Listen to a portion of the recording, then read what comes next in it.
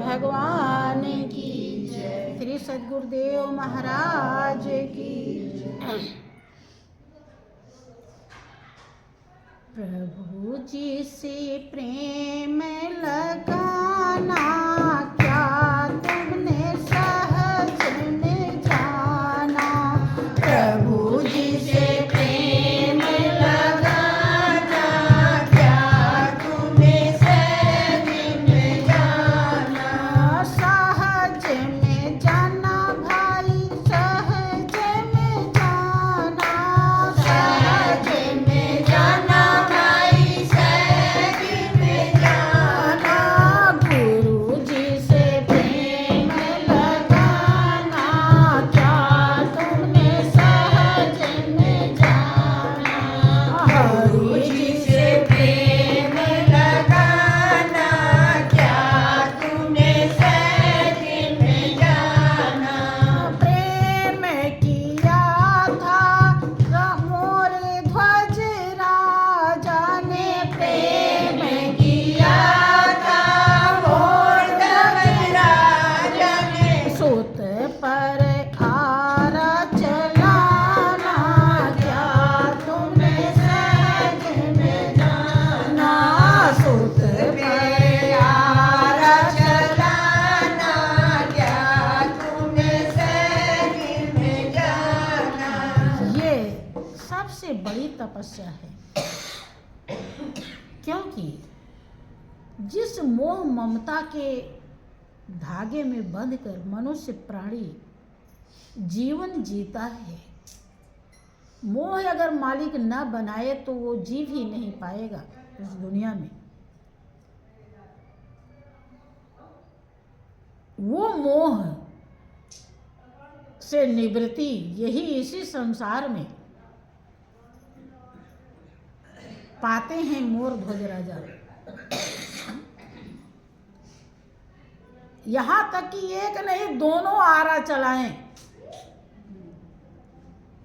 बेटा एक माँ के लिए पिता के लिए कितना प्रिय होता है।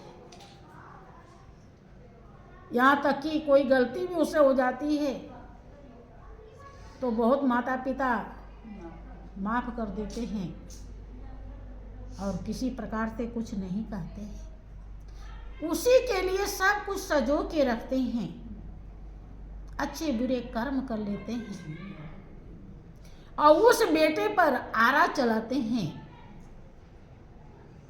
विचार करें, इससे बढ़कर क्या तपस्या कोई हो सकती है। हाँ, मोर ध्वज राजा ने क्षमा मांग ली थी, पास हो जाते हैं वो। यहां तक कि जो रानी थी उनके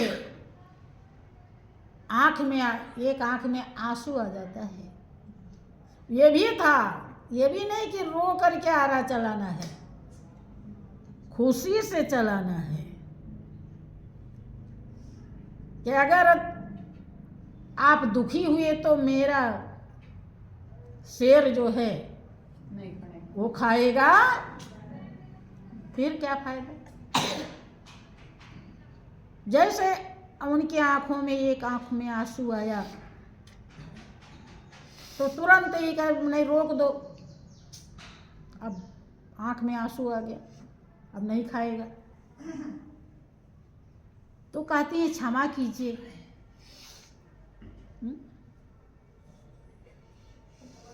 मैं इसलिए नहीं रो रही हूं कि बेटे को चीरा जा रहा है, इसलिए कि आधा अंग तो उसका धन्य हो जाएगा, आपके काम आ जाएगा, शेर खा लेगा। वो आधे का क्या होगा, आधा बेकार चला जाएगा। क्या आधे को सभी सब्जी बनेगा और सभी खाएंगे, और वो आधे भी पकाया जाता है और सब क्या थाली परोसो, थाली परोसी जाती है और फिर दोनों राजा रानी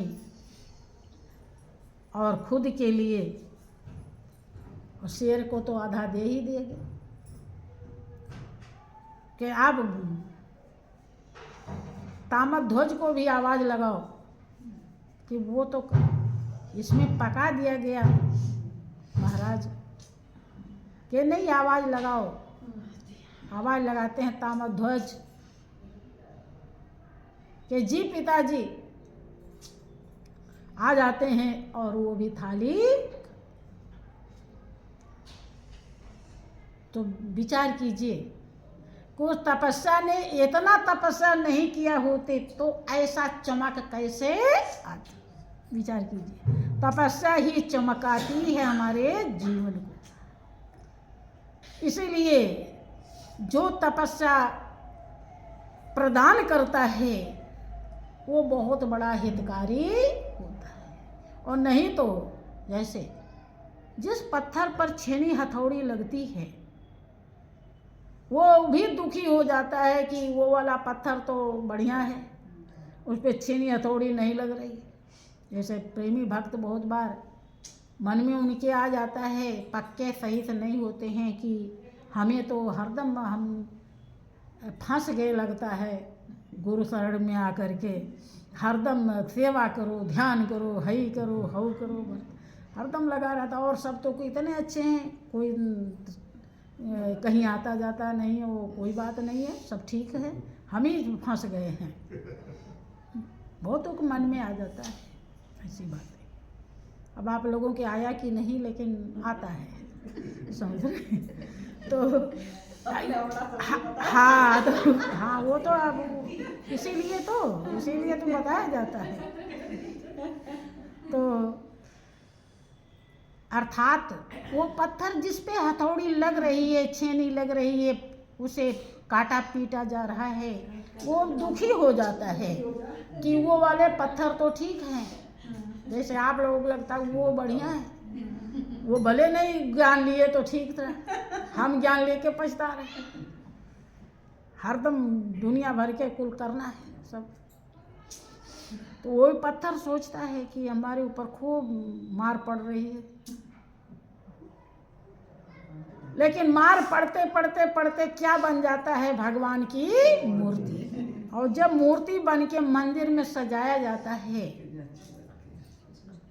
तो सारे मनुष्य प्राणी सब आते हैं पूजा करने। फिर भगवान कहा जाता है। कब बना? जब छेनी और हथौड़ी लगी। छेनी हथौड़ी ना लगी होती और वो जो पत्थर पड़ा था उस पे कुत्ता लघुशंका करके चला जाता है, जाता है कि नहीं? तो वो पत्थर की कीमत है, विचार कीजिए। वो कितना बेकार हुआ, वो कितना अच्छा हो गया, गौर करें। ये हाँ, जिस पर छेनी हथौड़ी नहीं लग रही, गुरु शरण में आई, वो 84 लाख योनिक शिकार बन सकते हैं। कितने दुख की बात है, गौर कीजिए। आज हम छेनी हथौड़ी अगर सह लेते हैं तो कितनी बड़ी कीमत मिल जाएगी, जिसका व्याख्या भी नहीं किया जा सकता। यही छेनी हथौड़ी है।